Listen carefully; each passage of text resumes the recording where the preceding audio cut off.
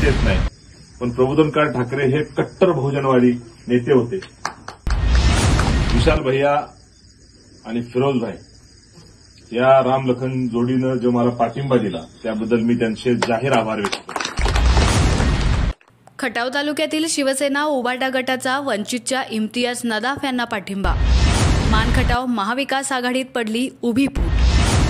मानखटाव मतदारसंघात गोरे बंधूंचे मनोमिलन झाल्यामुळे उद्धव बाळासाहेब ठाकरे गटाचे नेते शेखर गोरे यांनी राजीनामा दिलाय. त्यामुळे उबाटा गटाचे शिवसेनेच्या पदाधिकाऱ्यांनी वंचितचे इम्तियाज नदाफ यांना पाठिंबा दिलाय. हा पाठिंबा देताना उबाटाचे पदाधिकारी म्हणाले की खटाव व मान तालुक्यामध्ये ताकदीने काम करू आणि इम्तियाज नदाफ यांना विधानसभेत पाठवण्यासाठी जीवाचं रान करू. वैचारिक वारसा जपणारा इम्तियाज नदाफ हा सर्वसामान्यांचा बहुजनांचा आवाज म्हणून काम करत असून त्यांच्या पाठीशी ठामपणे उभे राहणार आहोत. यावेळी मानखटाव विधानसभेचे वंचित बहुजन आघाडीचे अधिकृत उमेदवार इम्तियाज नदाफ, शिवसेनेचे विशाल चव्हाण, दादा मुलानी यांच्यासह शेकडो कार्यकर्ते उपस्थित होते. सुरुवात करताना मी ती अशी असते, आता तुम्ही हाडाचे शिवसैनिक आहे दोघं म्हणून तुम्हाला सांगतो. मी भाषणाची सुरुवात अशी करतो, कुठल्याही स्टेजवर माझी सगळी भाषणं रेकॉर्डेड आहेत. बहुजन हिताय पालक, हिंदवी स्वराज्य संस्थापक, राजाधिराज योगीराज, गुणवंत पूनवंत शीलवंत यशवंत कीर्तिवंत श्रीमंत छत्रपती शिवाजी महाराज, माँ जिजाऊ, माता अहिल्या, माता सावित्री, माता रमाई, माँ फातिमा, क्रांतिसूर्य महात्मा ज्योतिबा फुले, राजर्षी शाहू, विश्वरत्न डॉक्टर बाबासाहेब आंबेडकर, साहित्यरत्न अण्णाभाऊ साठे, राजे उमाजी, या सर्व महापुरुषांना स्मरून आज या छोटेखानी कोपरा सभेमध्ये मी आपल्या सर्वांशी संवाद साधत असताना भाषणाच्या सुरुवातीला विशाल भैया आणि फिरोज भाई या रामलखन जोडीनं जो मला पाठिंबा दिला त्याबद्दल मी त्यांचे जाहीर आभार व्यक्त करतो. शिवसेनेच्या जन्मापासून शिवसेना ह्या महाराष्ट्रातला सगळ्यात पॉप्युलर पक्ष आहे. बाळासाहेब ठाकरेंबद्दल माणसं आदर पण व्यक्त करतात, काही लोक चीड पण व्यक्त करतात.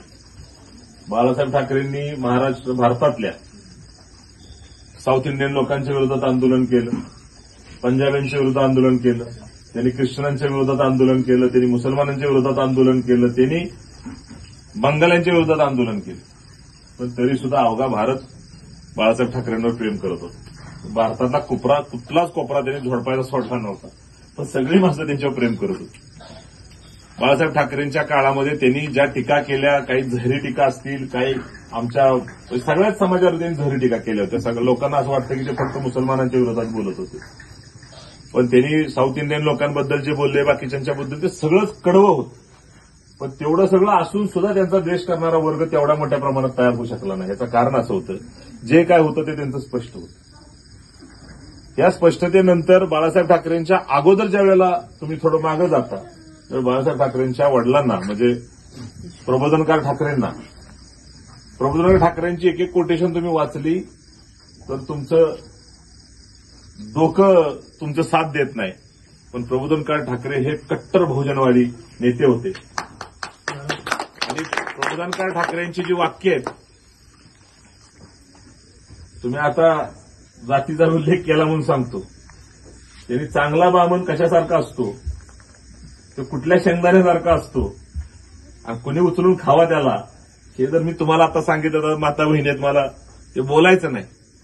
पण मी वैयक्तिक भाषण करत असताना भाषणाचा जो पिंड आहे आणि त्या भाषणाची जी सवय आहे आणि त्याचे जे शिष्टाचार आहेत, हे जर मी कुठं शिकलो असेल तर प्रबोधनकार ठाकरेंचं पुस्तक आहे भाषण कौशल्य, त्या भाषण कौशल्य पुस्तकातून हे गुण मी घेतलेत, हे मी अगदी तुम्हाला अभिमानानं सांगतो. कुठलाही परकेपणा आमच्या मनामध्ये कुठल्या विचारधारेबद्दल, कुठल्या नेत्याबद्दल असता कामा नये. त्यानं त्या वेळेत ती भूमिका घेतलेली असते. त्या भूमिकेचा तसा चांगला वाईट दोन्ही परिणाम झालेले असतात. लोक कालांतरानं त्या भूमिकेचा अर्थ आपापल्या सोयीनं लावत असतात आणि मग त्या सोयीच्या आडीनं जे राजकारण चालतं ते राजकारण कधी गोत्याचं होतं, कधी सोयीचं होतं.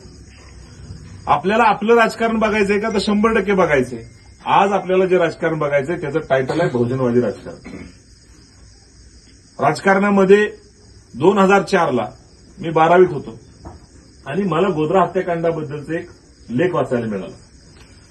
त्या गोधरा हत्याकांडावर आलेला एक लेख होता. राजू सोळंकी नावाचा पत्रकार होता आणि त्या पत्रकारानं त्या लेखामध्ये दिलं होतं आणि त्याच्यावर एक विश्लेषणात्मक चॅप्टर खूप मोठा पान भरून आलं होतं आणि मी 12वीत होतो.